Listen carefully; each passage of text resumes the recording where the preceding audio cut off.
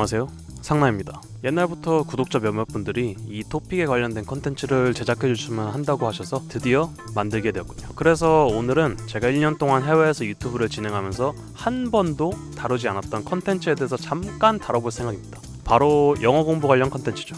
뒤로 가게 하지 마세요. 오늘 제가 다룰 영어 공부 관련 컨텐츠는 이미 여러분들이 많이 봐왔던 거기서 거기인 컨텐츠가 아닙니다. 제가 여러가지 영어 관련 공부 영상들을 봤는데 대부분 비슷한 말씀을 하시는 것 같더라고요. 영어 공부에는 정말 여러가지 다른 방식들이 있지만 그 영상들을 보시면서 공부를 하기 전에 이 영상부터 꼭 보셔야 한다고 생각되네요. 우선 저는 영어를 완벽하게 하는 편은 아닙니다. 통역사분들이 하시는 완벽한 영어나 미국에 정말 오래 사셨던 분들 또는 미국에 온 지 얼마 안 됐지만 영어 공부를 열심히 하셨던 분들에 비하면 정말 아무것도 아니죠. 하지만 적어도 미국에서 누군가와 대화할 때 영어를 못해서 곤란했던 적은 거의 100번 중에 한 번 있을까 말까였습니다. 적어도 외국에 나가서 굶어 죽지 않을 정도, 특히나 유학 가서 아무런 부담 없이 외국인 친구 만들기 딱 좋은 수준의 영어는 배울 수 있습니다. 영어 공부를 하기 위해서는 제가 알려드리는 4가지만 기억하시면 됩니다. 첫 번째, 시작부터 해라.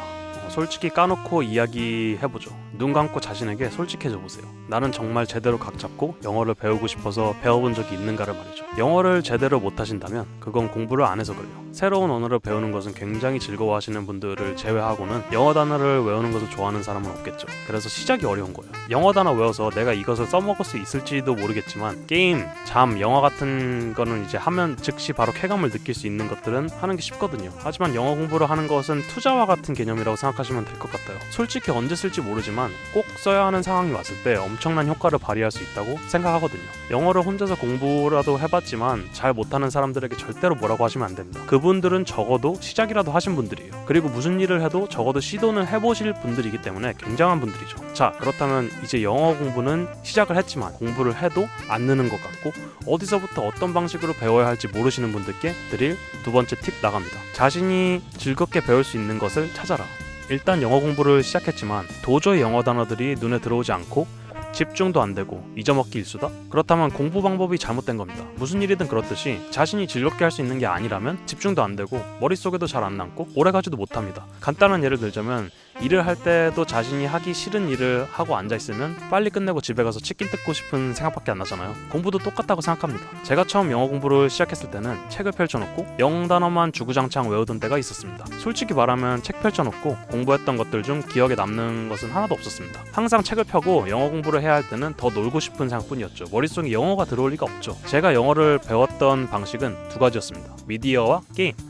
제가 어렸을 적 당시에 비디오방에서 이제 비디오 빌리는 것뿐만이 아니라 컴퓨터에서도 영화를 봤는데 그 당시에는 자막이 없었어요. 그래도 영화는 너무너무 보고 싶어가지고 영화라도 받아놓고 영화를 들으면서 해석해가면서 영화를 봤었죠. 게임도 마찬가지예요. 제 중고등학교 시절에는 플스와 엑스박스 게임들을 즐겨 했었는데 당시 미국에서 구한 게임들은 전부 한글 자막이 없었죠.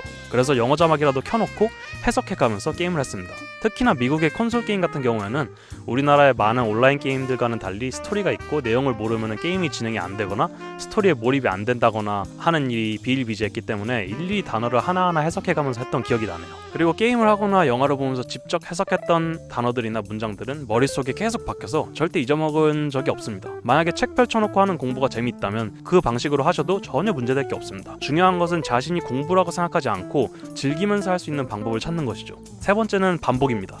물론 즐겁게 배우는 것은 좋습니다만 한번 배워놓고 끝났다고 생각하고 배웠던 것을 복습하지 않는다면 머릿속에 잘 남아있지 않는다고 하네요. 무조건 반복해서 정보가 머릿속에 장기적으로 저장된다는 보장은 없긴 합니다만 복습을 효율적으로 하는 방법이 있습니다. 마크 티글러가 지은 기적의 뇌사용법에 의하면 새로운 정보가 장기 기억에 저장되기까지 6주의 시간이 필요하다고 합니다. 6주가 되기 전에 반복 학습을 멈추면 뇌세포 사이의 연결고리는 강력해지지 않는다고 하죠. 복습할 때는 조금씩 자주 반복하는 것이 좋다고 하네요. 30분 동안 한 번 복습하는 것보다 10분씩 3번 복습하는 것이 효과적이라고 합니다. 영화나 TV쇼를 볼 때 자신이 못 알아들었던 구간을 기억해놨다가 적어도 3번은 그 쇼를 처음부터 다시 보면서 못 알아듣는 구간이 없을 때까지 보는 거죠. 이게 벼락치기보다 훨씬 효과적이라고 합니다. 긴 시간 동안 한꺼번에 외우려는 것은 굉장히 비효율적이죠. 같은 맥락으로 시험 몇 주 전부터 조금씩 나눠서 공부하는 것이 시험 공부하는데 효과적이라고 말합니다. 네 번째는 실전입니다. 아무리 공부를 해서 영어를 마스터했다고 쳐도 실제로 막상 외국인 앞에 서게 되면 다 까먹어버리는 게 현실이죠.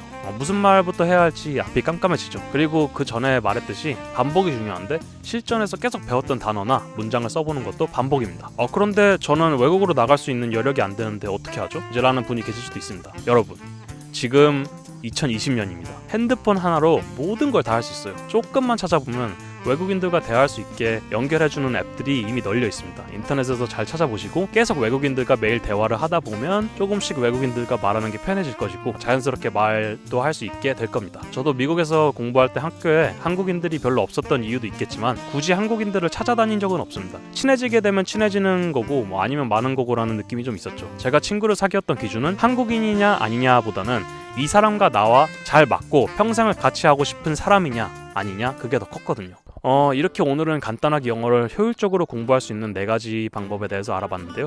사실 저도 영어를 완벽하게 마스터하지는 못했습니다. 특히나 문법에는 아직도 취약하죠. 주어, 보어, 목적어, 수식, 서술어, 동사, 형용사, 접속사, 전치사 이딴 거 아직도 몰라요. 그리고 신경도 안 쓰고 있고요. 하지만 미국에서 학교 다니고 면접 보고 취업하는데 아무 지장 없었습니다. 하지만 글을 많이 써야 하는 직업을 가지신 분들은 저것들을 다 알아야겠죠. 이 영상은 초반에도 말씀드렸듯이 딱 저만큼 100번 대화하면 한 번 못 알아들을까 말까 정도의 실력 정도만 가지려면 이 4가지만 기억하시면 된다는 겁니다. 저는 여러분들께 영어를 가르쳐 드리지 않을 겁니다. 대신 여러분들이 효율적으로 영어 공부를 할 수 있는 방향들만 제시해 드렸죠. 고기를 잡아다 주는 것보다 고기를 잡는 방법을 가르쳐 드리는 게 더 좋을 것 같아서 만들어 봤습니다. 영어를 배우는 것은 제가 어떻게 가르쳐 드리느냐가 아니라 여러분이 어떤 마음가짐을 가지고 어떤 방식으로 배우느냐에 따라 달렸다고 봅니다. 오늘도 영상 끝까지 봐주셔서 감사하고요.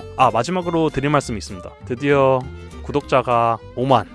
구독자가 5만 명이 달성됐습니다. 1년 동안 제 영상들을 꾸준히 봐주신 모든 분들께 감사드리고요. 여기까지 오는데 정말 많은 일들이 있었지만 다 잘 이겨내고 지금 이 자리에 오게 된 것은 항상 응원해주시는 구독자분들이 있었기 때문이라고 생각합니다. 그래서 5만 기념으로 Q&A를 진행하려고 합니다. 제가 조만간 커뮤니티 보드에 여러분들이 질문할 수 있는 자리를 마련해 놓을 거고요. 다음 시간에 또 뵙자고요. 그럼 안녕. 석실아, 일로와. 어이구 이뻐라. 어이구 이뻐라. 일로 앉아. 야, 건들지 마. 카메라 건들지 마. 일로. 아이고. 아이고 이뻐라.